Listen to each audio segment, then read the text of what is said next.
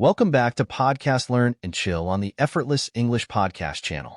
I'm Henry, and here with me is the very serious, very logical Sophia.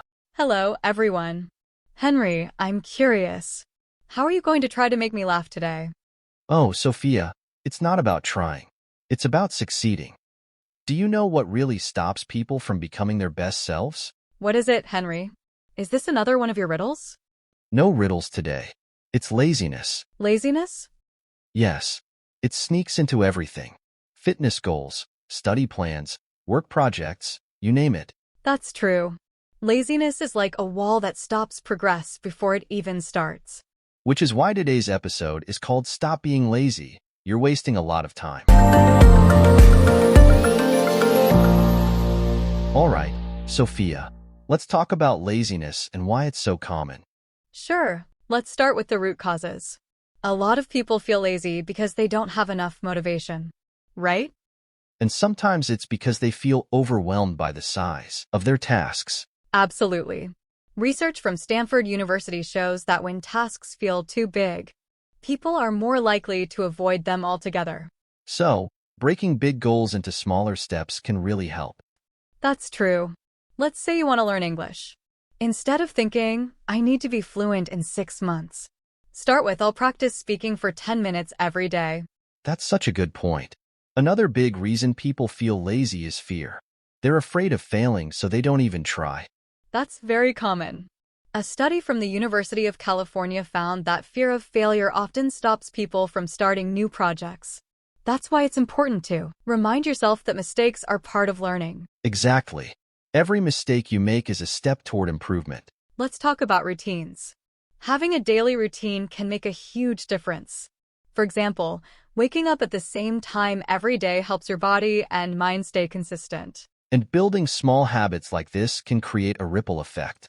Research from Duke University shows that nearly 40% of our daily actions are driven by habits, not decisions. So, good habits make life easier and reduce laziness. Absolutely. Let's say you want to exercise more. Start with a 5-minute walk each day. Once that becomes easy, you can increase the time slowly. Exactly. You're creating momentum, and momentum is powerful. Another big factor that fuels laziness is distractions. Oh, definitely. Phones, social media, endless notifications. It's a battle. Right.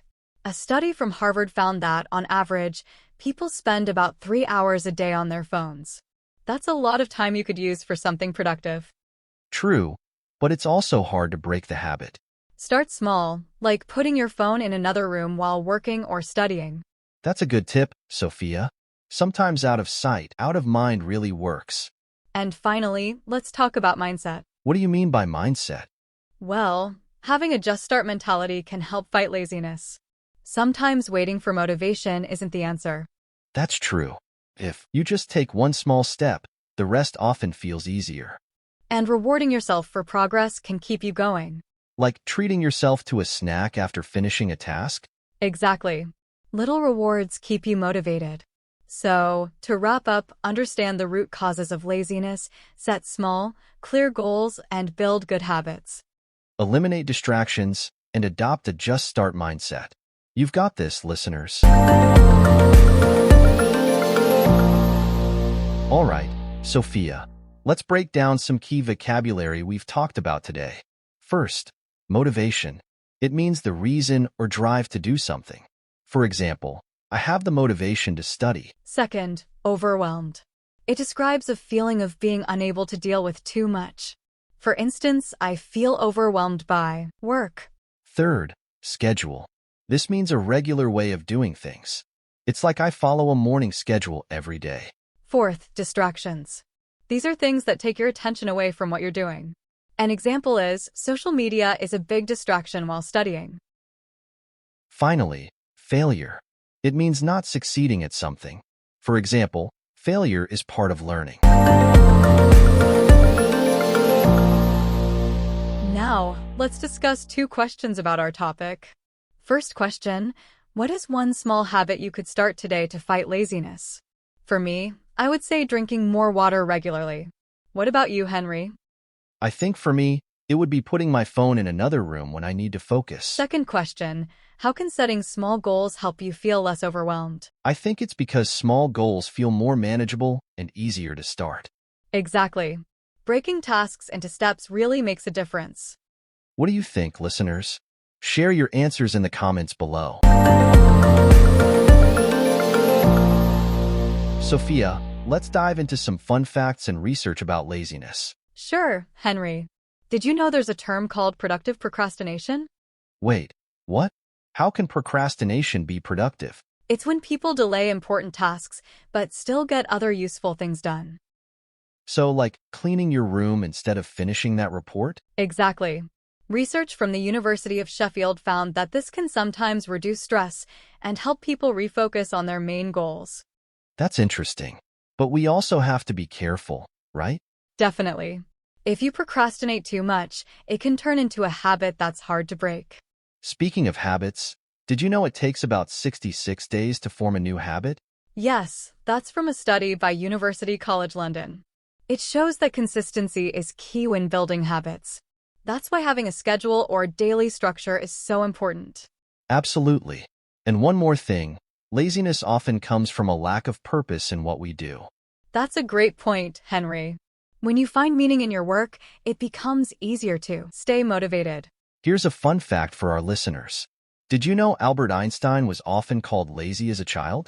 No way. But look how that turned out. Exactly. It's proof that being lazy doesn't define your potential. So, listeners, don't be too hard on yourselves. Find your rhythm and take one step at a time. That reminds me, Sophia, have you heard about the 2-minute rule for beating laziness? Oh, I think I've heard of it. Isn't it about starting a task that takes just 2 minutes? Exactly. The idea is to make a task so small and simple that you can't say no to it. For example, if you want to start exercising, just commit to putting on your workout shoes. That's clever. Once you start, it's easier to keep going. And it's supported by psychology. When you start small, your brain feels a sense of achievement. That motivates you to do more. Speaking of motivation, there's a fun story about Thomas Edison. I love Edison stories. What's this one about? When Edison was working on inventing the light bulb, he failed over 1,000 times. 1,000 times? That's a lot of mistakes. Exactly. But Edison said, I have not failed, I've just found 1,000 ways that won't work. That's so inspiring. It shows that persistence is key to success. Absolutely. So even if you feel lazy or discouraged, remember, progress is still progress, no matter how small. One more fun fact, Sophia. Did you know the word lazy comes from an old German word "lask," which means weak or feeble? That's fascinating. But being lazy doesn't mean you're weak. Exactly. It's just a reminder that we all have moments when we need rest or a push to get going. All right, Sophia, let's look at some new keywords and phrases related to overcoming laziness. Great idea, Henry. Let's introduce time management. Time management means organizing your time effectively to get things done. For example, using a planner is a great tool for time management. The next phrase is prioritize tasks. This means deciding which tasks are most important and doing them first. For example, I always prioritize my homework before playing games. Another great word is focus. Focus means paying full attention to what you're doing. For example, I turn off all notifications to help me focus on my studies. The fourth phrase is take action. This means starting something instead of just thinking about it. For example, if you want to achieve your goals, you have to take action. The last phrase is step by step. This means doing things one at a time in a slow and steady way. For example, I'm learning English step by step, practicing a little every day.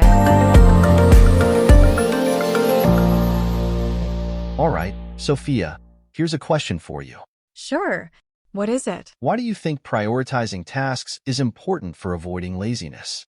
Because it helps you focus on what really matters and prevents wasting time on less important things.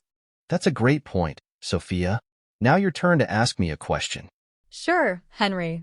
If you're struggling to manage your time, what's the first thing you would do?